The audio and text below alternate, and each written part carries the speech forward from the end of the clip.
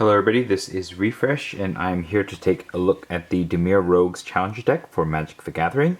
This came out during Kaldheim Standard, and the back says, Sneak and destroy, load up your opponent's graveyard to activate your rogue special abilities, and then go for the throat with powerful legends. It is a blue and black deck, and the contents include a battle-ready 60-card deck, 15-card sideboard, 6 double-face helper cards, 5 double-sided tokens, and a deck box. Let's open it up. It says Sneaky Sneaky, which is a nice, cute little bit to read. There's nothing else in here. Inside our deck box is all this. It's spaced so that we can put sleeved cards in here. We have a spacer. This is our card divider, a cardboard divider with rankle. And then we have our deck and our sideboard. Let's go ahead and open up the deck.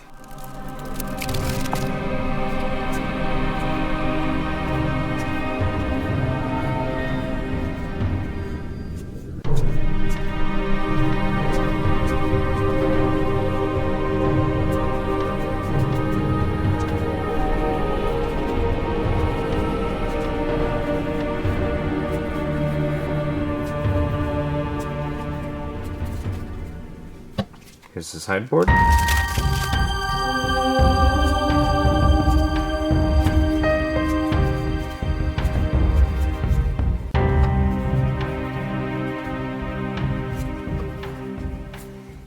Alright, Dimir Rogues was actually one of the format's stronger decks. This is part of what was in the deck, and then there's just a bunch of other stuff in here as well. So it's clearly been powered down, but I guess it's an alright starting place if you wanted to get into Dimir Rogues or have a feel for what it was like to play with Dimir Rogues. The core cards, many of them are here because they're uncommons, like the Soaring Thought Thief, Drown in the Loch, Merfolk Wind Robber, and so it will be fun to see how this plays out because I didn't get to play in this standard. I'm going to take this deck, pit it against its peers, and I'll be back to let you know what I think. So I've had a chance to play with this deck a bit, and what can I say? I think Dimir Rogues may easily be both the most powerful and most fun deck of the 2021 Challenger decks. This is a creature-based strategy, but one that also leans heavily on the interactions between the rogues and milling your opponent to get to the threshold of 7 or 8 cards in their graveyard, which turns on even more powerful effects amongst all of your creatures.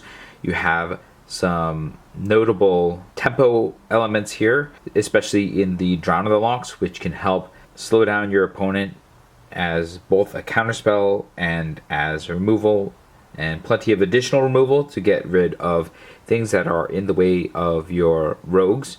And you're not going to win by milling your opponent specifically, but in milling your opponent, your deck becomes stronger.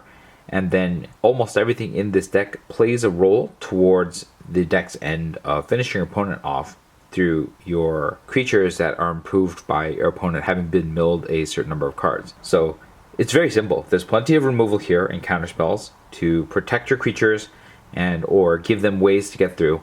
You have lots of 1-drops, and the Thieves Guild Enforcers and the Soaring Thought Thieves are probably the crux of this deck, along with their Merfolk Wind Robbers being a secondary helper in getting your opponent's cards from their library into the graveyard, which then makes the Thieves Guild Enforcers, the Soaring Thought Thieves, and all the other rogues much stronger. And there are only 3 examples of non-rogues in this deck anyways, which are the Vantress Gargoyles. They're probably the weakest inclusion in the deck because, yes, they also care about your opponent having 7 or more cards in their graveyard, which lets them attack, and they're relatively defensive cards, but I think that this deck would want to be a little bit more assertive than a Vantress Gargoyle. But I don't quite remember what the Rogues deck in the meta was like. I do remember that there was a Rogues deck in the meta, so that is something that maybe 2 of the other decks amongst the other Challenger decks don't have going on for it. But this is easily the most fun of the decks, and I don't have too much negative to say about it aside from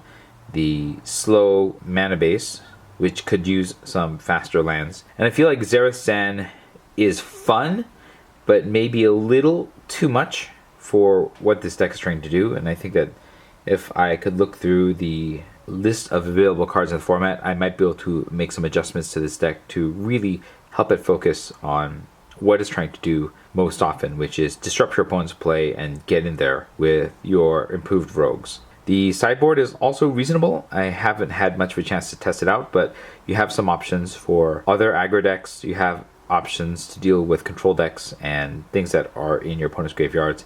Plenty of duresses and agonizing remorse to rip cards out of your opponent's hands if you need to, if they have some sort of must deal with threats. But yeah, easily the most powerful, most fun deck of the bunch. It can get a whole lot done. I think it does need a little bit of upgrading in order to make it probably competitive in terms of closer to what a rogues deck would have been in this meta. But if you are in the market for a synergistic, fun deck that can, pull out some wins with other decks from this era, then this is the one that you want. If you've had experience with this deck or any of the actual rogues meta decks from this era, let us know in the comments below. If you found this video helpful, hit the like button. If you'd like to see more of my videos, you can hit subscribe. This is a refresh. Thanks for watching, and I will see you next time.